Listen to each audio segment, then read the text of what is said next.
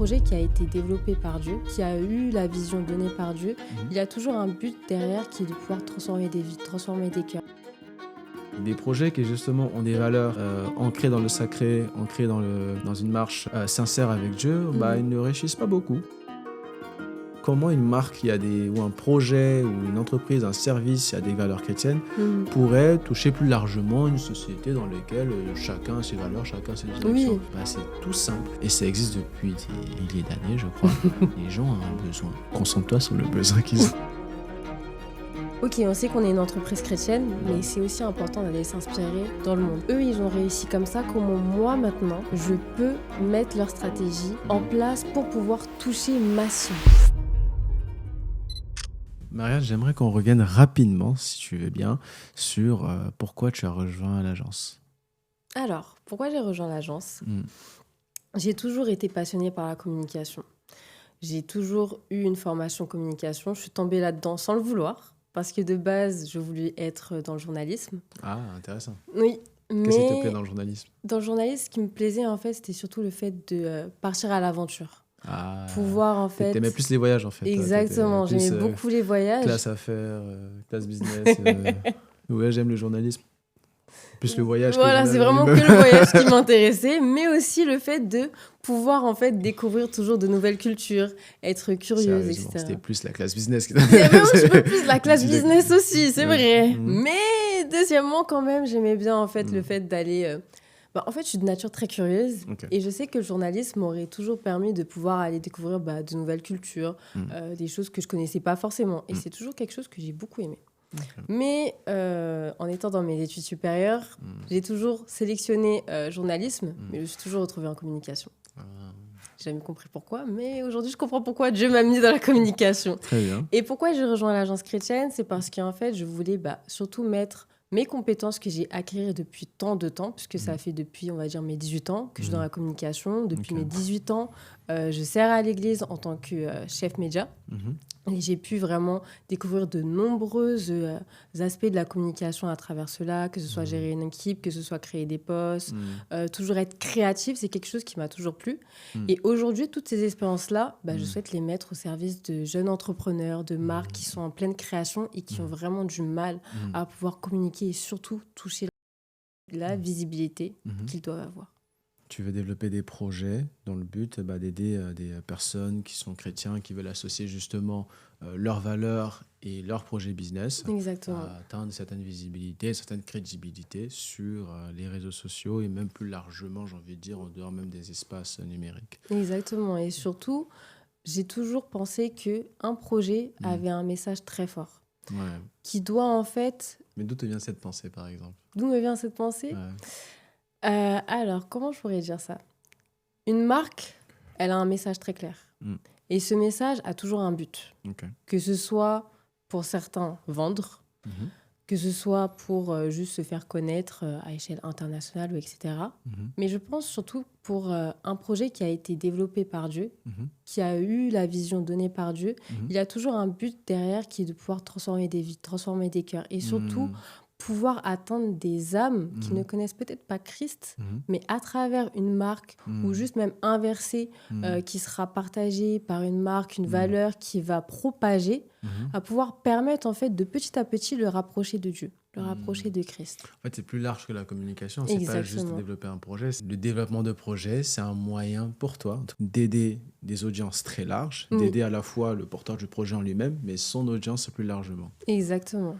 Ok, c'est tout à fait ça. C'est une valeur que je partage totalement parce que pour moi, un projet, on va dire que je vais un peu loin, mais c'est comme ça je pense, comme ça je vois la chose. Je me dis, on a reçu Kevin tout à l'heure qui avait dit une phrase qui m'a marqué et que je pense qui est vraie. Il me disait, tout est entrepreneuriat. Ça ne veut pas dire que tout le monde est entrepreneur, non, mais tout le monde entreprend quelque chose dans sa vie. Soit on entreprend de faire des choses, soit on entreprend de ne pas les faire. Dans tous les cas, on fait un choix. Et on sait que Dieu existe. Après, chacun choisit la voie qui correspond le plus à sa vision des choses. Chacun essaie de faire comme il entend. Il y a des personnes qui croient, des personnes qui ne croient pas. Chacun est libre de choisir sa voie. Mais je me dis, pour nous autres qui avons connu Dieu ou que plutôt Dieu s'est approché de nous, nous avons toujours ce sentiment de vouloir faire en sorte que d'autres personnes puissent se connaître. Parce que pour nous, Dieu, c'est le bonheur, c'est la joie, c'est la paix, c'est le calme, c'est la sérénité. C'est pas tant quelque chose... Enfin, c'est pas que Dieu nous donne quelque chose, bien qu'il nous donne des choses, mais c'est plutôt la personne qu'il est qui nous satisfait, qui fait qu'on est libre, qui fait qu'on se reconnaît finalement à notre identité profonde. Oui. Et on a envie que d'autres personnes puissent expérimenter cela. C'est comme si aujourd'hui, tu vas dans un bon resto, tu manges bien, tu es à l'aise, tu fais bien ton truc, mais tu gardes ça chez toi, dans ton petit carnet d'adresse. Oui, tu le partages à personne. Tu le partages à personne. Et nous, en tant que chrétiens, en tant qu'enfants, on a envie justement de partager cette intimité, de partager cette voix, de partager ce cœur, cet amour-là, en fait, plus largement aux gens. Exactement. Et lorsqu'on a on a une approche, j'ai envie de dire, plus intellectuelle, plus sociale, tout en restant bien sûr spirituel, une approche, j'ai envie de dire, intellectuelle de la Bible, on se rend compte que croire en Dieu, c'est pas être religieux, c'est pas aller à l'église, c'est une vie de tous les jours, c'est un principe qui est simple, tu aimeras ton prochain comme toi-même. Si par exemple je crée un produit et que ce produit, je l'adresse à une audience, j'essaie d'apporter un service, j'essaie de faire du bien quelque part à cette audience-là.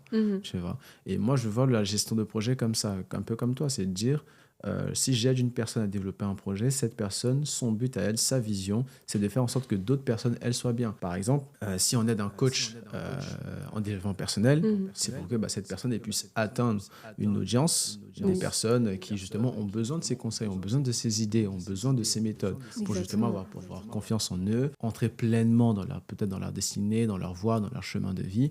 Et donc, quand on est en train de développer un projet, on ne développe pas seulement un produit, un service, on ne cherche pas seulement à gagner de l'argent, parce qu'en soi, oui, il faut gagner de l'argent. Et je ne suis pas de ceux qui disent « Oh, mais non, on travaille pour Dieu, il faut que ce soit lucratif. » Non, Dieu lui-même, quand tu regardes la Bible, il dit « À moi appartient l'or, l'argent et la richesse. » Donc, l'argent est là, c'est vrai, l'argent, il y aura toujours, mais aider des personnes, faire du bien autour de nous, aujourd'hui, à plus grande échelle, et là, je vais peut-être m'arrêter là, on voit des entreprises qui nuisent aux populations, on voit des entreprises qui nuisent à la planète et qui n'ont pas ces principes, ces valeurs-là, qui vont justement les encadrer, j'ai envie de dire, encadrer leurs compétences, encadrer leur énergie, encadrer leur savoir technologique pour justement favoriser le bien commun, aider les gens autour de nous, etc. etc.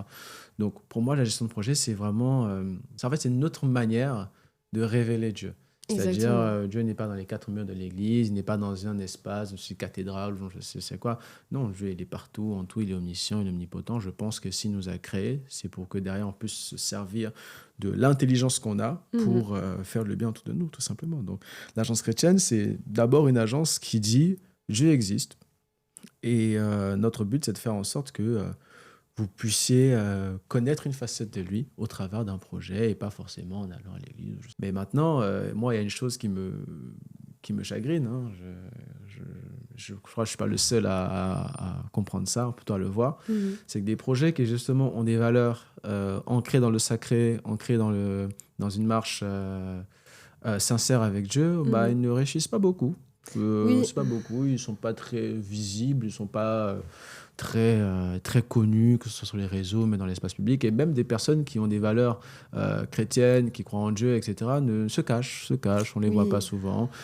À tort ou à raison, chacun a ses raisons. Je ne suis pas là pour juger de pourquoi ils se cachent ou ne se cachent pas. Je ne suis pas là pour leur donner envie de ne pas se cacher. Ils font ce qu'ils veulent.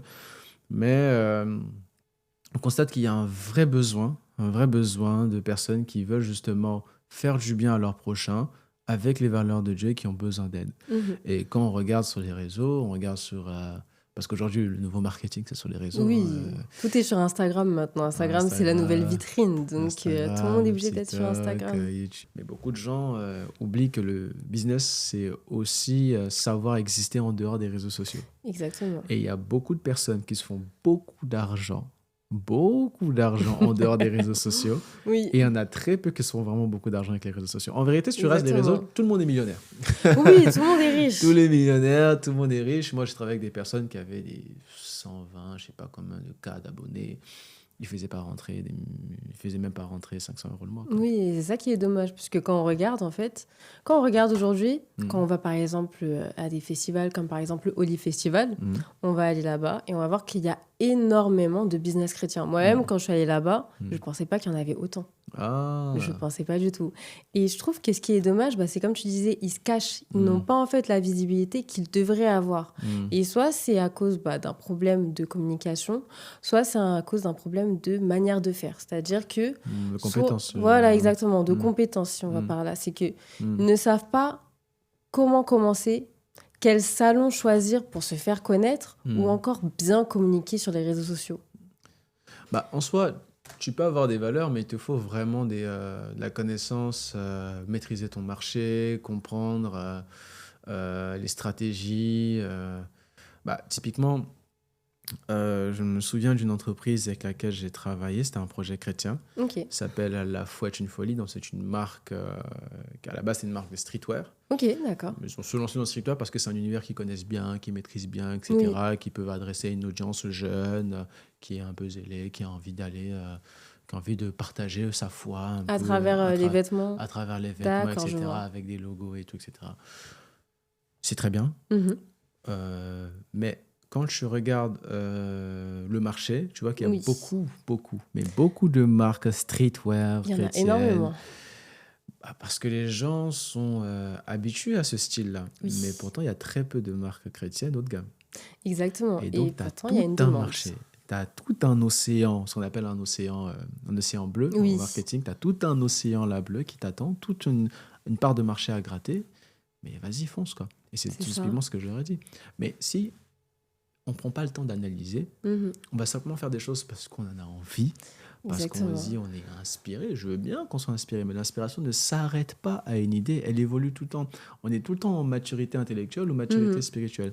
Par exemple, aujourd'hui, je chose du 45, ne jugez pas mes pieds, mais quand j'avais 12 ans, par exemple, ou quand j'avais 11 ans, j'étais peut-être à 39, 31, j'en sais rien, tu vois. On est tout le temps en train de grandir, on est tout le temps en train de prendre en maturité. Et souvent, on s'arrête à... Comment dire, on s'arrête à ce qui est devant nous et on va pas plus loin. À ce qu'on connaît, on va pas plus loin, alors que tu as plein de choses que tu peux développer, tu as plein d'idées sur lesquelles tu peux avancer, quoi. Exactement. Donc c'est comme ça qu'on a travaillé sur ce projet de La Foi est une folie. D'accord. On a lancé 2 gammes. D'abord, on allait sur des trench. Okay. On a fait également des chemises. On a développé... j'ai refait la charte graphique, on a refait également le logo, on a fait le site internet, on a fait les pubs, on a fait le court-métrage, on a fait plein de trucs vraiment sur cette marque-là. Mais c'est des choses, j'ai pas envie de dire assez simples, mais pourtant assez évidentes, tu vois, à faire. Et il ne faut pas s'arrêter à là, il faut toujours être dans une continuité, toujours en train de réfléchir. Moi, quand je suis en entreprise, chaque matin, on fait des réunions, chaque matin, on essaie d'étudier, qu'est-ce qui s'est passé durant la semaine, qu'est-ce qui se passe dans le marché, quelles sont les nouveautés, quelles sont les actualités, qu'est-ce qu'on peut améliorer, comment on peut, entre nous, s'accorder pour pouvoir améliorer le chiffre d'affaires de l'entreprise, etc. Donc, il faut toujours dans cette culture, dans cette réflexion, dans cette énergie-là. En fait, il faut tout simplement faire une veille quotidienne du marché, tout simplement, c'est ça. C'est la base, oui, c'est vraiment la base. Et il y a certaines marques, je pense qu'ils ne le font pas ou soit ils ne l'ont pas compris. Et c'est pour ça peut-être qu'ils stagnent, on va dire, à un certain niveau et qu'ils n'essayent pas même d'aller regarder ailleurs. Et même, je pense que, on sait qu'on est une entreprise chrétienne, mais c'est aussi important d'aller s'inspirer dans le monde. C'est-à-dire aller voir ce que les marques elles font pour s'en inspirer et savoir, eux, ils ont réussi comme ça. Comment moi, maintenant, je peux mettre leur stratégie en place pour pouvoir toucher ma cible. Et je pense qu'il y a certaines marques qui s'arrêtent en fait juste à j'ai cette vision-là, du coup, je vais lancer mon pull, je vais lancer cette gamme-là et puis on verra ce que Dieu va faire. Mais sauf que c'est pas méchant ce que je vais dire, mais il faut développer en fait une stratégie claire et qui va vraiment pouvoir permettre de moi, j'ai cette marque, j'ai ce message et il faut que j'arrive à le transmettre à travers ces produits-là et à travers ma communication et à travers même les événements auxquels je vais participer, les partenariats que je vais... Exactement. Il faut savoir marquer les esprits comme les marques du monde le font. Et je pense que c'est ça aussi qui manque à certaines marques, aux marques chrétiennes. Il y en a qui vont marquer, mais il y en a d'autres qui ne vont pas marquer. Et c'est ça qui est dommage.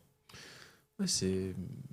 Après, c'est souvent des entrepreneurs qui sont seuls aussi. Oui. Les entrepreneurs sont des mères de famille, des pères de famille. Exactement.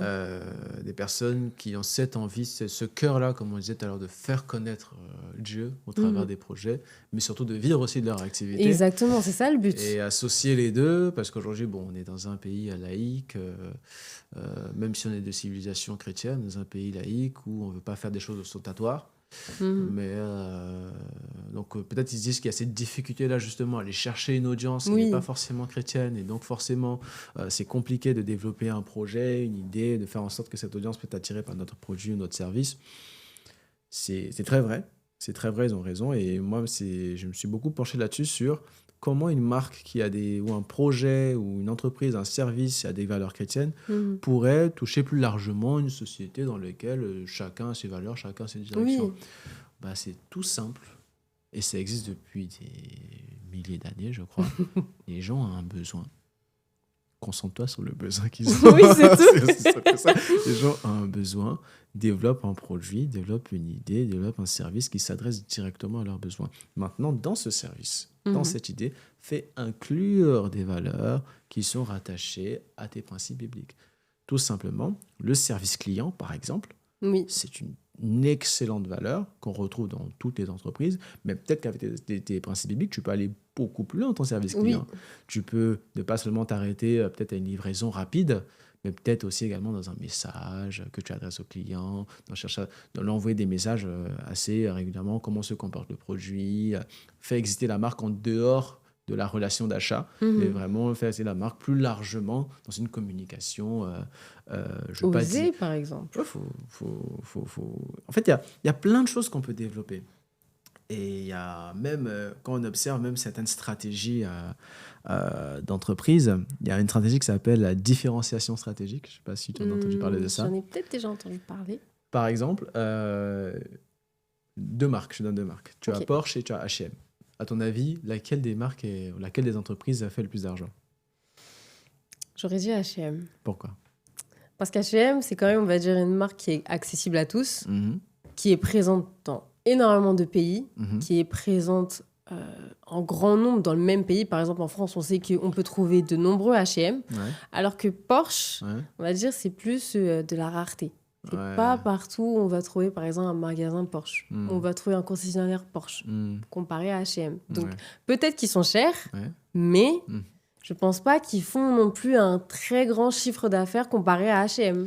Tu as totalement raison. C'est justement ce qu'on appelle la différenciation stratégique. C'est-à-dire, tu as un produit, comme tu l'as dit, qui est très haut de gamme, qui s'adresse à une cible qui a un certain pouvoir d'achat, mais au niveau de la fréquence d'achat, elle est beaucoup moindre que, par exemple, un produit ou un service qui s'adresse à des personnes avec un pouvoir d'achat assez réduit, mais avec une fréquence très, très élevée. Tu vois. Et donc, dans la fréquence d'achat chez H&M, elle est démentielle partout dans le monde. Chaque matin, chaque soir, des gens qui achètent des H&M. C'est pas chaque matin qu'on achète des Porsche. Ça, c'est sûr. Bon, je vous l'espère. J'espère que... Bon, Kevin, il en a... lui, il a pu expérimenter ça. Kevin a eu plus de 200 voitures. Franchement, Kevin, c'est quelqu'un quand même. C'est quelque chose.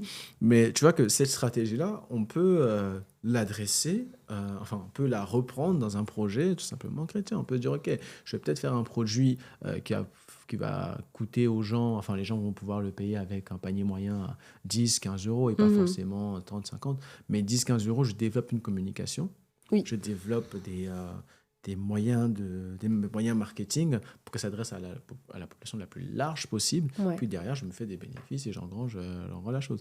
Pour les marques e-commerce chrétiennes, on a même parlé, des marques e-commerce chrétiennes. Le modèle e-commerce, il est très simple. Oui. Il est très simple. Il y a un produit. Il y a d'abord un besoin. Ensuite, il y a un produit. Ensuite, tu fais une marque. Tu fais du branding, tout simplement. Une fois que tu as du branding, tu cherches des influenceurs ou des personnes qui font du contenu UGC, donc qui correspond à ton audience, pour que l'audience puisse représenter le produit dans sa vie de tous les jours, dans son quotidien.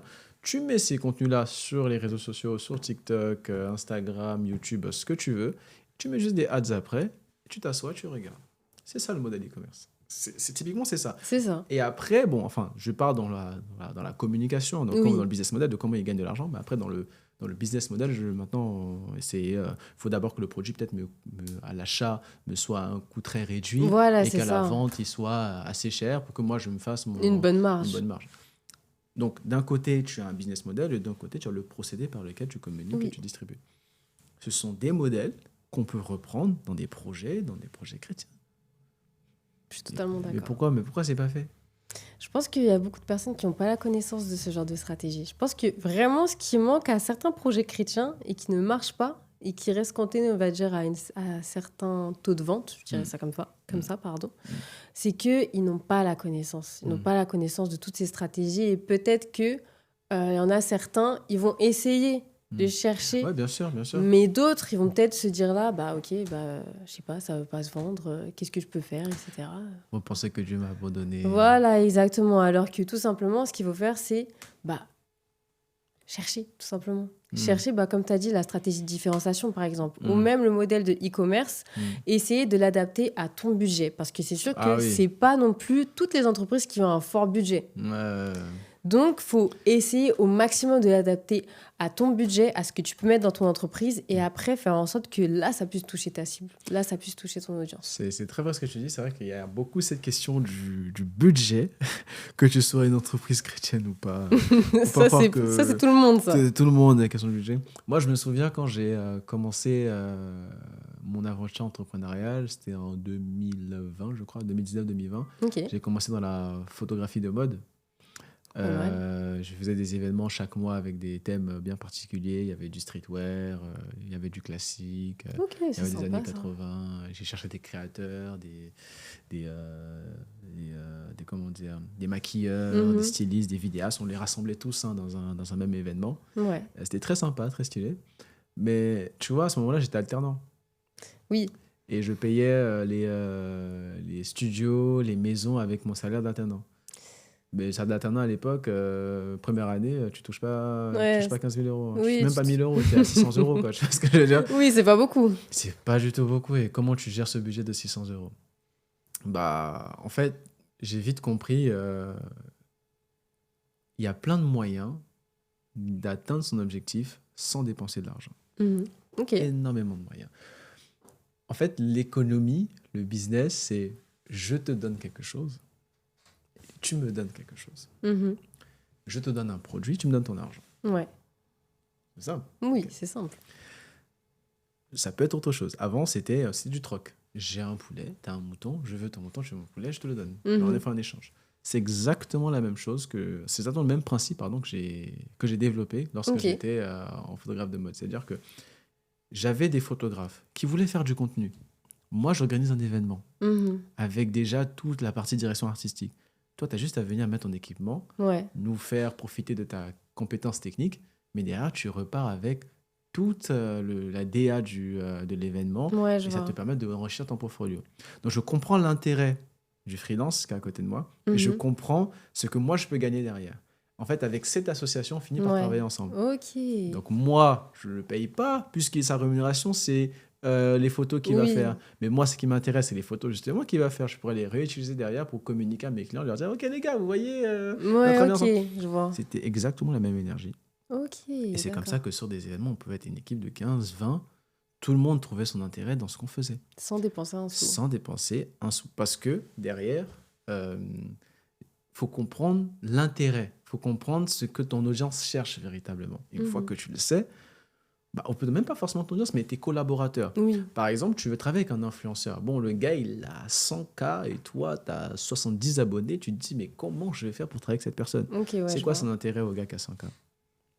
Ça se trouve, tu sais pas. On sait pas. Tu sais pas. C'est pas forcément des choses par rapport aux réseaux sociaux ou par rapport au fait que, par exemple tout bête, t'as pas d'argent. Le gars, il a 100K. Sa visibilité t'intéresse. Tu veux que ton produit puisse passer sur sa chaîne. Comment tu fais? Simple. Tu dis, ok, moi, j'ai un produit qui est stylé, qui est sympa. Donc, je te propose que tu mettes en avant mon produit de cette manière. Moi, ce que je peux faire, je te fournis l'équipe de production, par exemple. C'est une bonne idée, ça. Plutôt que de le payer à 15 000 euros. Moi, je te donne une équipe de production qui va te faire un contenu premium. Du coup, l'équipe de production va te revenir moins cher que de payer l'influenceur. Et non seulement tu vas pouvoir faire ton contenu avec l'influenceur, mais en plus de ça, tu as un contenu qualitatif, tu auras payé moins cher et ton produit apparaît sur sa page. Et lui, il est gagnant. Oui, en fait, c'est tout bénef. C'est un échange de bons procédés. C'est un échange de bons procédés. Après, ce n'est pas toutes les personnes qui acceptent. Ça peut être... lui, il a besoin peut-être d'un contact dont tu connais cette personne. Il faut juste te renseigner, chercher. Chercher à comprendre comment tu peux atteindre ton objectif. Il ne faut jamais te dire que c'est impossible. Oui. Et il ne faut jamais te dire que les autres font mieux que toi. Moi, j'ai travaillé dans plein de secteurs différents. L'immobilier, l'e-commerce, la tech, la mode. Dans tous ces secteurs-là, j'ai toujours compris une chose. Les gens, ils abandonnent. 1, ils abandonnent jamais. 2, ils sont toujours à fond dans ce qu'ils font. 3, il y a beaucoup de gens qui disent n'importe quoi. 5, il y a beaucoup de gens qui disent encore n'importe quoi. Et 6, il y a beaucoup de gens qui disent n'importe quoi. Dans le sens où tu es là, tu as un projet. Tu es là, tu vois quelqu'un qui a 100K, 20, ou plutôt 300, 1 million, ce que tu veux. Oui. Si tu regardes ses comptes, c'est pas sûr qu'il fait rentrer d'argent. C'est pas sûr. Pourtant, il y a des gens, ils ont 200 abonnés, mais ils font des millions chaque année. Hein. Je connais des entreprises qui ont 200 abonnés sur Instagram, mais pourtant qui font des millions. Tout dépend de ta stratégie. Ils n'ont pas d'Instagram. Ah, écoutez les gars, ils n'ont pas d'Instagram. Ils n'ont pas de TikTok. Ils n'ont pas Google. Ils n'ont rien. Mais pourtant, il faut rentrer des millions. Il faut rentrer des millions, il faut rentrer de l'argent. Pourquoi ? Parce qu'il y a plusieurs stratégies. Il y a une stratégie où il faut être présent sur les réseaux sociaux, parce qu'aujourd'hui, on se dit, si tu n'es pas présent sur les réseaux sociaux, tu ne gagneras rien. Écoute, je ne pense pas que ça soit vrai. Je pense que, et je connais des personnes, je ne dirai pas leur nom, qui se font 40 000, 50 000 euros, et sur les réseaux sociaux, ils ne sont pas fous, quoi.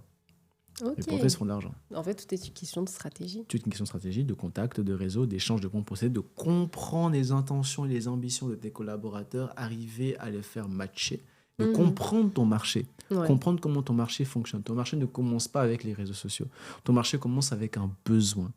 Et dans ces besoins-là, tu peux faire pénétrer des valeurs chrétiennes. C'est vrai. C'est pas compliqué. Il faut vrai. juste trouver le bon fil. En fait, c'est simple, mais il faut juste avoir le truc. Avoir la vision, tout simplement. C'est même pas une question de vision. Les gens, ils ont des visions, mais faut chercher, il faut s'enseigner, faut pas travailler seul, faut pas faire comme moi. Moi-même, j'ai pas travaillé seul en vrai. J'étais accompagné d'environ, je crois qu'à notre apogée, on était 15, 20. Ah, quand même, ça fait une bonne équipe, hein. Chaque 15, 20. Ouais, enfin, si. Ouais, franchement, on était une dizaine. On était une dizaine.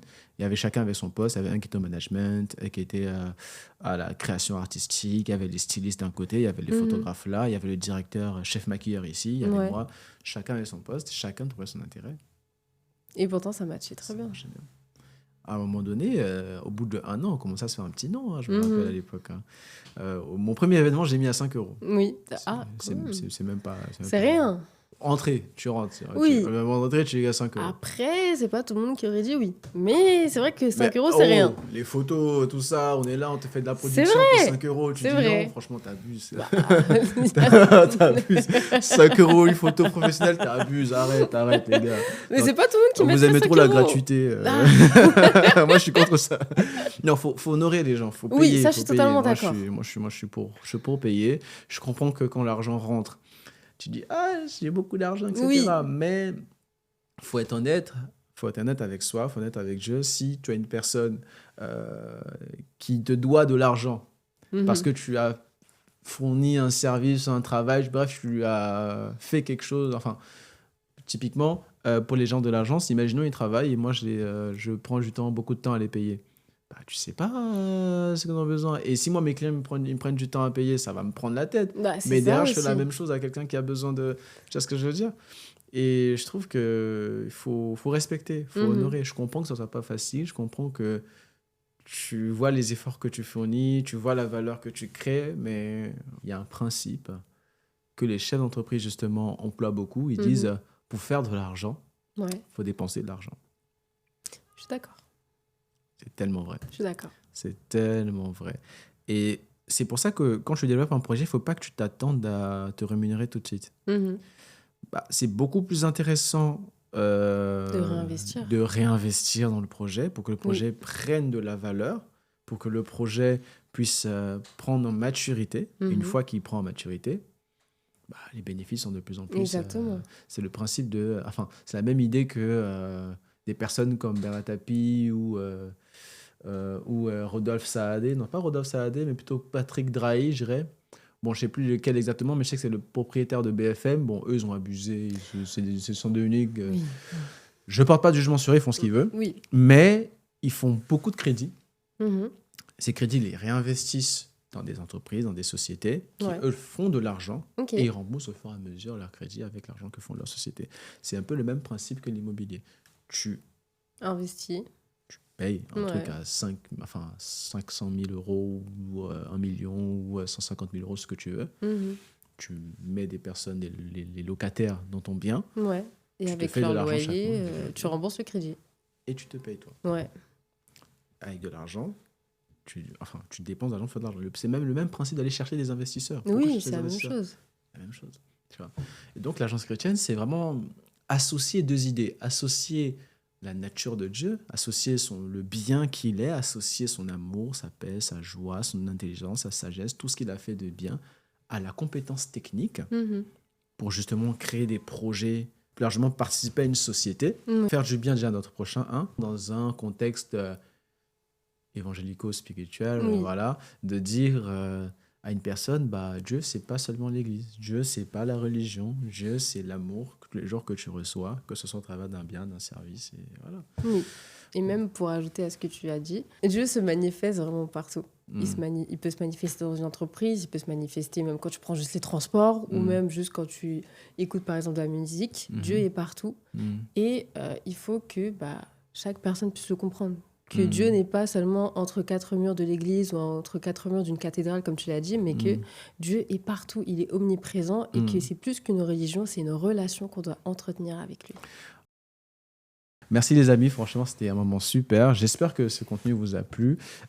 Si vous avez des projets que vous souhaitez qu'on puisse vous aider à les développer, à les travailler avec la pensée biblique, n'hésitez pas à vous abonner, n'hésitez pas à repartager ce contenu et surtout à écrire projet en commentaire. On vous enverra un message directement. Merci de nous avoir suivis et que Dieu vous bénisse.